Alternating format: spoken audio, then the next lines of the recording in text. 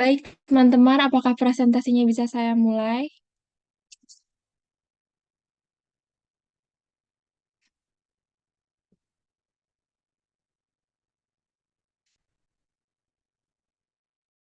Ya, bisa.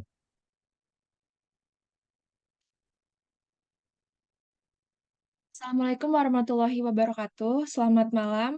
Salam sejahtera bagi kita semua. Yang terhormat Bapak Hendrik Pandupaksi selaku dosen pengampu mata kuliah Pancasila dan teman-teman sekalian yang berbahagia. Perkenalkan, saya Najwa Tiara Jasmine selaku perwakilan dari kelompok 5 yang akan menjadi moderator pada presentasi kali ini. Terima kasih pada teman-teman yang sudah menyempatkan waktunya untuk bergabung pada Zoom meeting kali ini dalam rangka presentasi tugas Pancasila kelompok 5 yang berjudul Pancasila sebagai Ideologi. Di sini saya tidak sendiri, saya ditemani juga oleh teman-teman saya. Ada Farhan Zaki Arfat, Nisrina Safratul Arafah, dan juga Muhammad Faisal Akmal Haksara. Baik, langsung saja saya mulai presentasi kali ini. Slide-nya bisa minta tolong di next.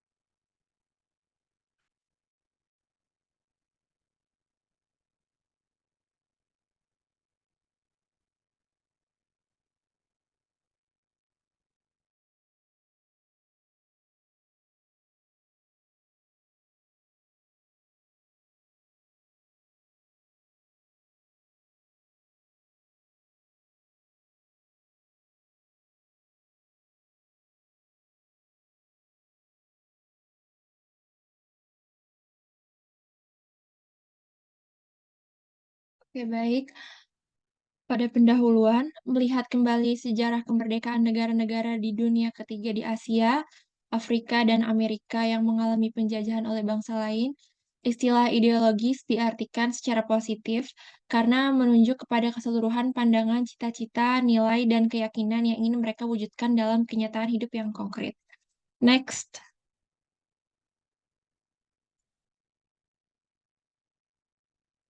Masalah yang dibahas, A. Konsep ideologi, B. Ideologi Pancasila di tengah ideologi lain, C. Pancasila sebagai ideologi terbuka, D. Tantangan ideologi bangsa di masa depan. Slide selanjutnya akan dibaca oleh Nisrina. Kepada Nisrina kami persilakan. Konsep ideologi. Secara etimologis bahwa ideologi berasal dari bahasa Yunani, eideos dan logos.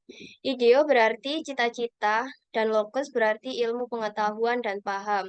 Jadi, ideologi adalah seperangkat nilai, ide, dan cita-cita yang tersusun secara sistematis sebagai hasil gagasan pemikiran yang mendalam dan diyakini kebenarannya, sehingga dijadikan petunjuk pedoman untuk menyelesaikan berbagai masalah dalam kehidupan bermasyarakat, berbangsa, dan bernegara.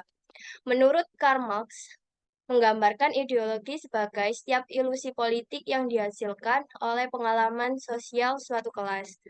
Dalam pandangan Foucault, ideologi adalah a complex belief system that explains social argument and relationship.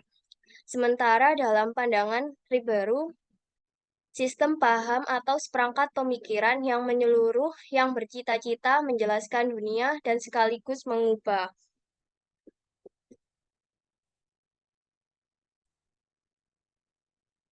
Next.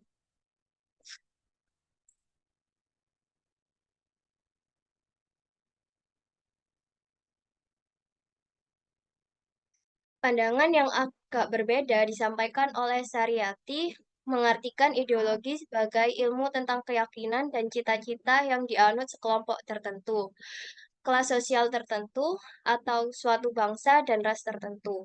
Namun, bagi sebagian kalangan ideologi dipandang memiliki sisi negatif. Napoleon memandang para akademisi yang doktriner, utopis, dan tidak realistik sebagai kaum ideologis dalam konotasi yang negatif.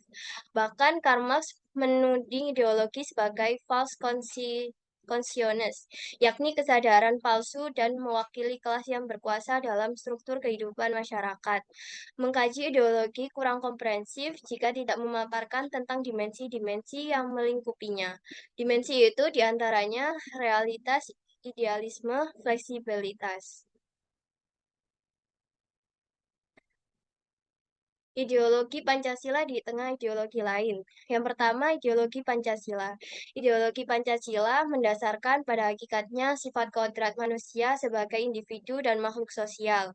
Selain itu, bahwa manusia menurut Pancasila berkedudukan kodrat sebagai makhluk pribadi dan makhluk Tuhan Yang Maha Esa. Pada era pencerahan ideologi merupakan sebuah keniscayaan dan perlu disikapi dengan positif. Hubungan antara Pancasila dan UUD NRI 1945 bersifat timbal balik. Hubungan tersebut bersifat formal dan material.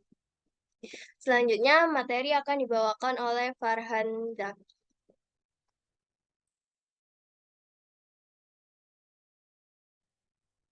Baik, yang kedua ada ideologi liberalisme. Manusia menurut paham liberalisme memandang bahwa manusia sebagai manusia pribadi yang utuh dan lengkap dan terlepas dari manusia lainnya.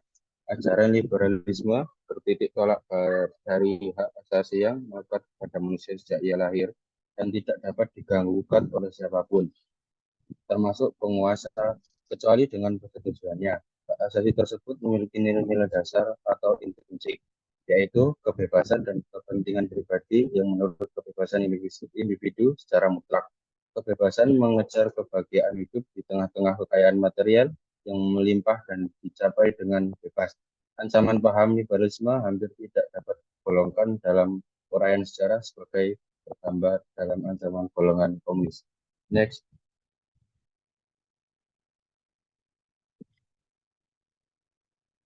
Yang ketiga ada ideologi sosialisme komunis. Masyarakat komunis masa depan adalah masyarakat tanpa kelas yang dianggap akan memberikan suasana hidup yang aman dan tentram dengan tidak adanya hak milik pribadi atas alat produksi dan dihapusnya pembagian kerja. Perombakan masyarakat menurut ajaran komunis hanya mungkin dilakukan oleh kaum proletar dengan jalan mengadakan revolusi. Setelah revolusi berhasil, maka kaum proletar sejalah yang akan memegang tampuk pimpinan pemerintahan dan menjalankan pemerintah secara diktator yang mutlak. Dalam masyarakat terdapat kelas-kelas yang saling berinteraksi secara dialektis, yaitu kelas kapitalis dan kelas proletar. Buruh, walaupun kedua hal tersebut bertentangan namun saling membutuhkan. Kelas kapitalis senantiasa melakukan penindasan atas kelas buruh proletar. Oleh karena itu harus dilenyapkan. Hal ini dapat dilakukan hanya dengan revolusi. Hal inilah yang merupakan konsep kaum komunis untuk melakukan kuat perubahan terhadap struktur masyarakat.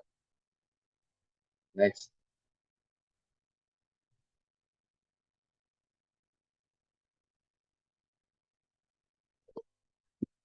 C. Pancasila sebagai ideologi terbuka.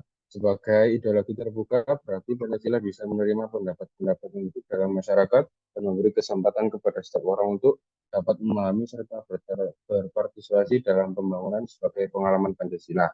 Keterbukaan Pancasila sebagai ideologi menurut Wahyono diartikan dapat diperoleh informasi yang seluas-luasnya tentang Pancasila, sehingga dapat memahami dan bebas mendiskusikan dalam rangka menghayati dan menunjukkan kemampuan mengamalkannya untuk kesejahteraan sosial. Selain itu, Pancasila sebagai ideologi terbuka juga tidak menolak bahan-bahan baru dari kebudayaan asing yang dapat mengembangkan dan memperkaya derajat kemanusiaan bangsa Indonesia. Apalagi di tengah era global sekarang yang tidak ada lagi batas. Apa yang terjadi di belahan bumi ini pada saat yang bersamaan dapat diketahui pada belahan yang lain. Untuk slide selanjutnya bisa dijelaskan oleh Saudara Faisal. Silahkan, Mas Faisal. Untuk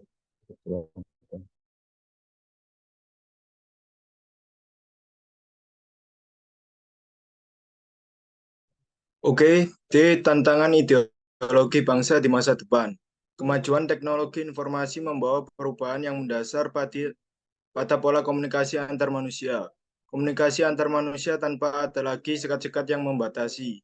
Apa yang terjadi pada belahan dunia selatan pada saat yang bersamaan dapat dilihat, didengar, dan dirasakan pada belahan dunia yang lain. Ini menunjukkan betapa dunia tiada batas lagi. Jejaring sosial yang tidak lagi terbatas pada organisasi offline, tetapi lebih pada online, telah memberikan kontribusi yang signifikan terhadap tantangan sebuah ideologi suatu bangsa.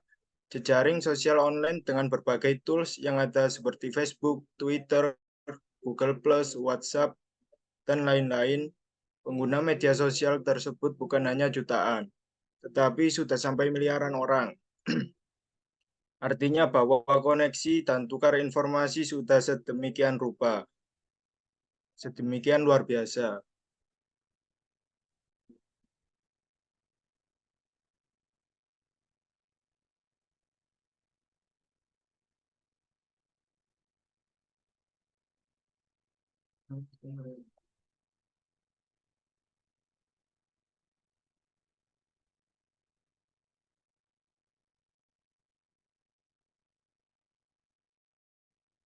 Pancasila adalah ideologi dasar negara Indonesia yang mengandung 5 asas atau nilai dasar, yaitu ketuhanan yang Maha Esa, kemanusiaan yang adil dan beradab, persatuan Indonesia, kerakyatan yang dipimpin oleh kebijaksanaan dalam permusyawaratan atau perwakilan, dan keadilan sosial bagi seluruh rakyat Indonesia. Kesimpulan tentang Pancasila sebagai ideologi adalah bahwa ideologi ini menjadi landasan bagi sistem pemerintahan dan nilai-nilai masyarakat Indonesia, mengedepankan pluralisme, toleransi, dan keadilan sosial, serta menjadi sumber inspirasi bagi pembangunan negara dan bangsa Indonesia. Pancasila bukan hanya sekedar sebuah konsep, tetapi juga menjadi perekat bagi keragaman etnis, budaya, dan agama di Indonesia. Ini mencerminkan semangat inklusivitas yang menjadikan Indonesia sebagai negara dengan berbagai latar belakang yang bersatu dalam satu kesatuan. Ideologi ini juga menekankan pentingnya partisipasi rakyat dalam pengambilan keputusan politik melalui musyawarah dan perwakilan, menjadikan demokrasi sebagai bagian integral dari sistem pemerintahan. Rujukan dirujuk dari Tim Pendidikan Pancasila UNESA 2022 Pendidikan Pancasila Surabaya UNESA University Press. Selanjutnya saya kembalikan kepada moderator. Baik, terima kasih kepada teman-teman yang sudah menyampaikan materi ini dengan baik. Sampai di sini materi yang bisa kami sampaikan. Selanjutnya kita akan beralih ke sesi tanya jawab. Kepada teman-teman yang akan bertanya, kami persilahkan untuk bertanya, tetapi raise hand terlebih dahulu.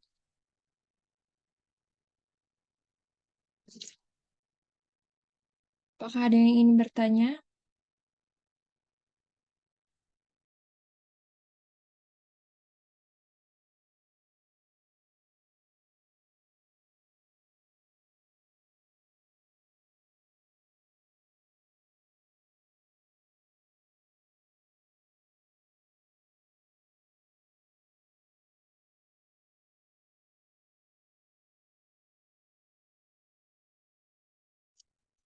Baik, untuk Saudara Sinta Aulia, silahkan.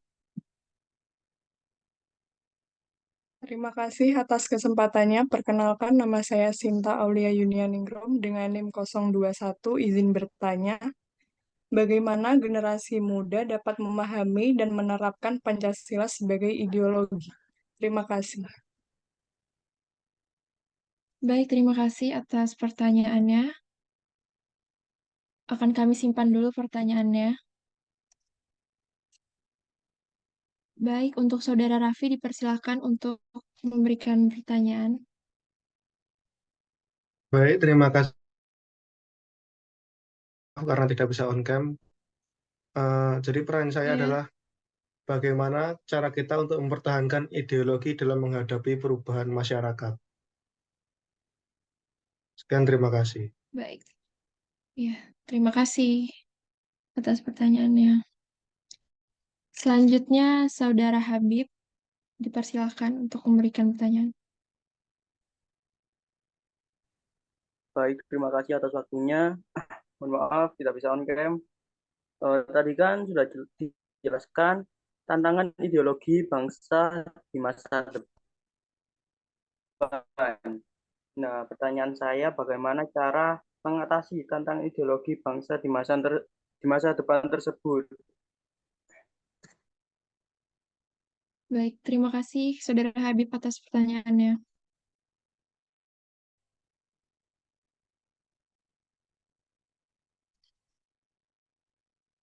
Selanjutnya kepada Dedi Noval.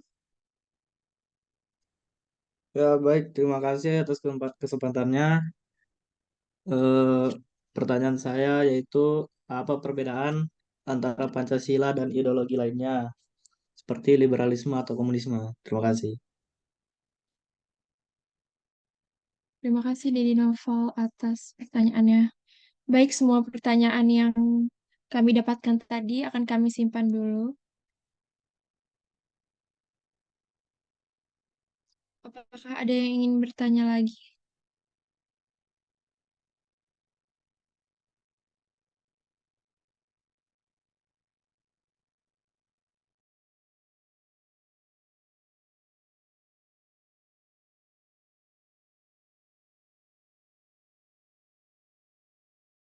Silahkan Saudara Rizky Maulana untuk memberikan pertanyaan. Baik, terima kasih atas kesempatannya. Pertanyaan saya yaitu mengapa ideologi sangat penting bagi suatu bangsa? Sekian. Baik, terima kasih atas pertanyaannya.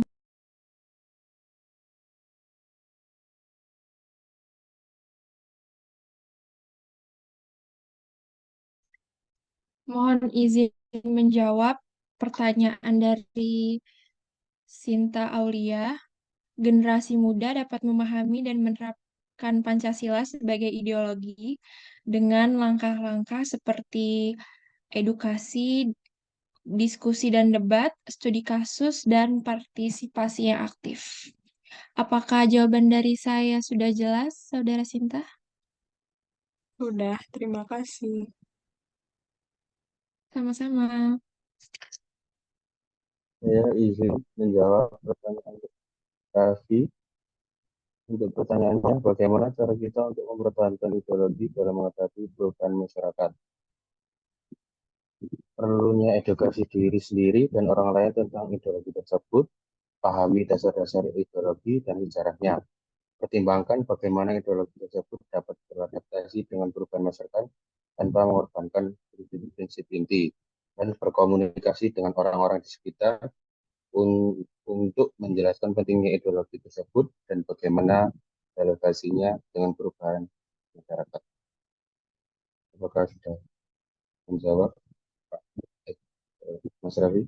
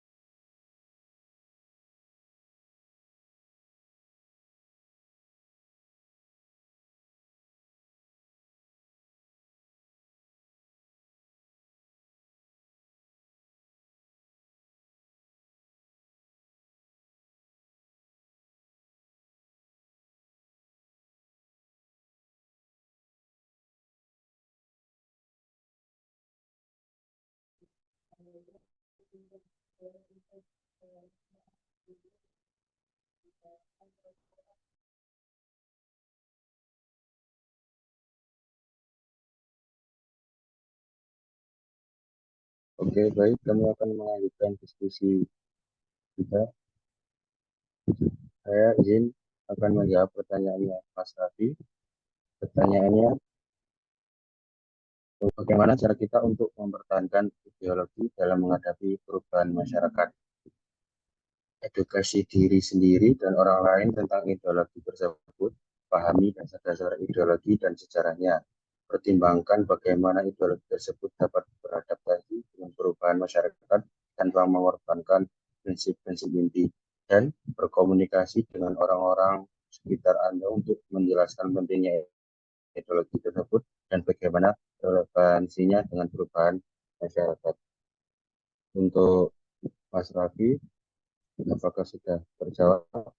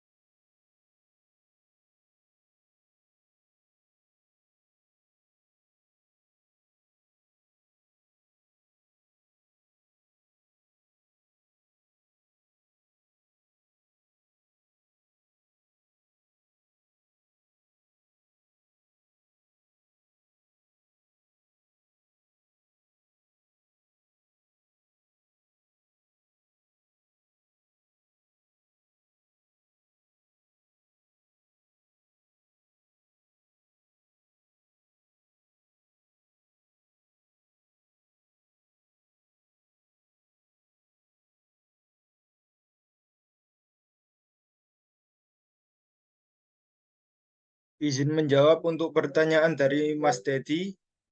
Apakah benar pertanyaannya adalah apakah perbedaan antara Pancasila dan liberalisme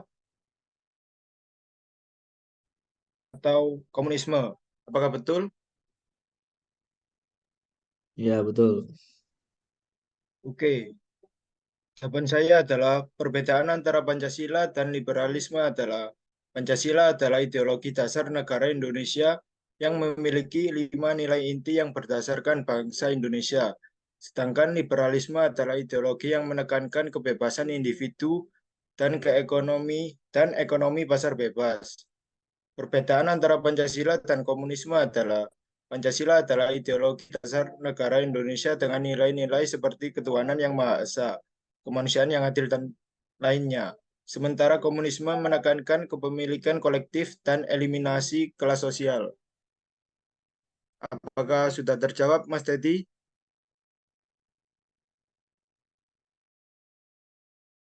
Terima kasih.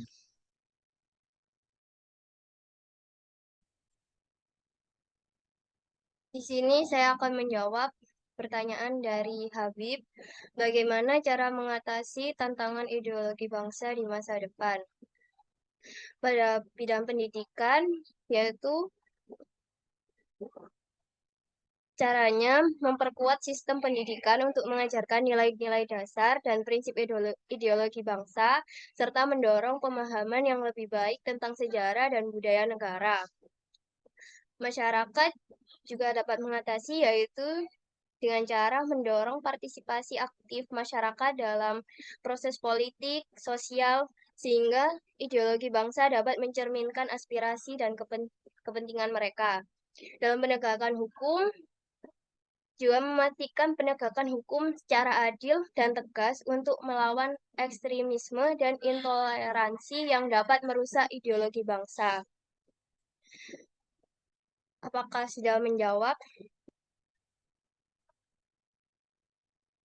Iya, sudah, makasih. Sama-sama.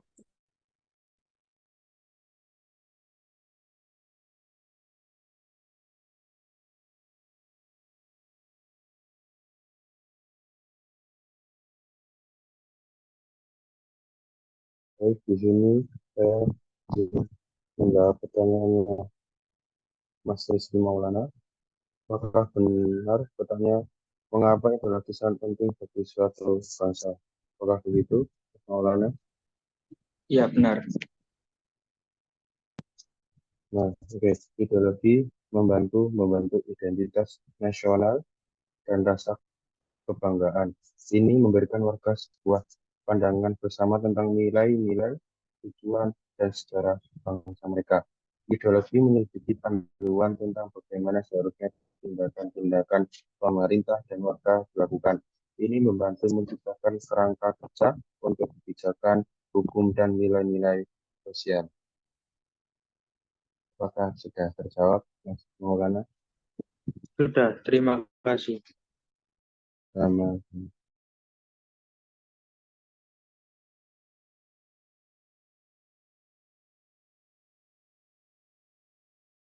Baik, teman-teman, apakah ada yang ingin memberikan pertanyaan lagi? Saya masih memberikan kesempatan untuk yang ingin bertanya.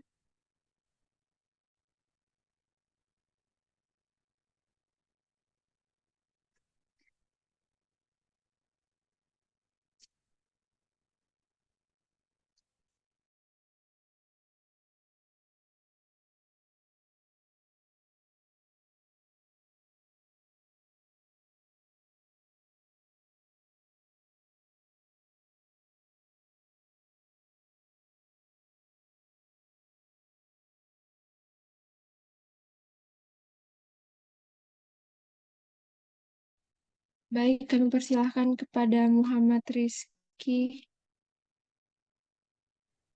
Sebelumnya terima kasih atas kesempatannya. Mohon maaf izin tidak bisa on cam. Saya ingin bertanya bagaimana Pancasila bisa menyesuaikan diri di era dinamika ideologi-ideologi terbuka lain dan di era globalisasi. Terima kasih.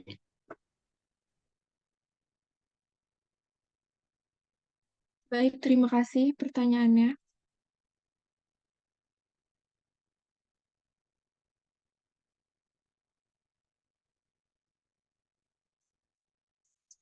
Pertanyaannya akan kami simpan terlebih dahulu.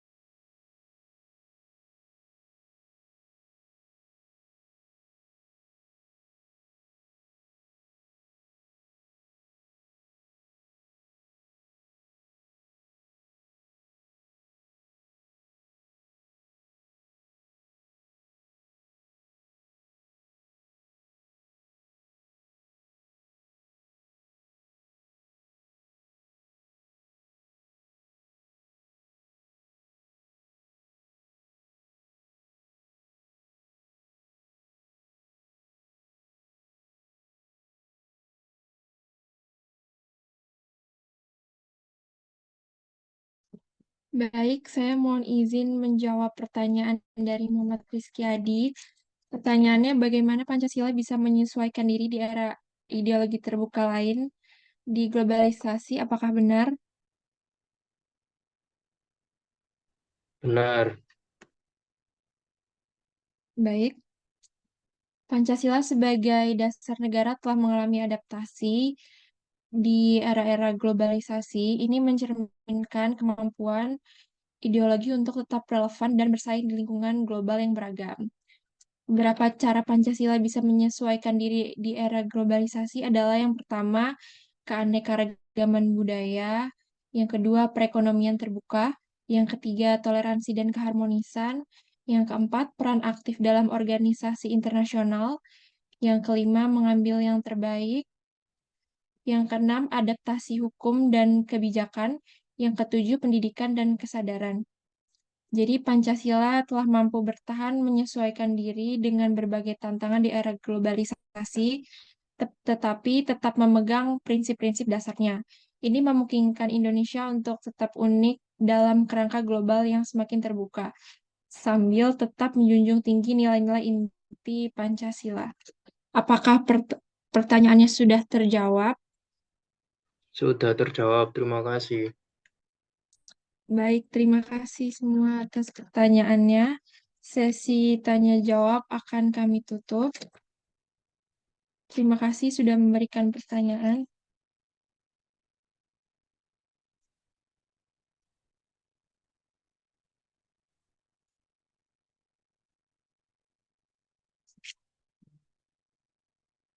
Baik, kami akan mengakhiri sesi presentasi pada malam hari ini. Terima kasih kepada teman-teman yang sudah menyempatkan waktunya untuk join pada Zoom kali ini. Semoga apa yang kita pelajari hari ini akan menjadi ilmu yang bermanfaat. Wassalamualaikum warahmatullahi wabarakatuh. Waalaikumsalam warahmatullahi wabarakatuh. Waalaikumsalam warahmatullahi wabarakatuh.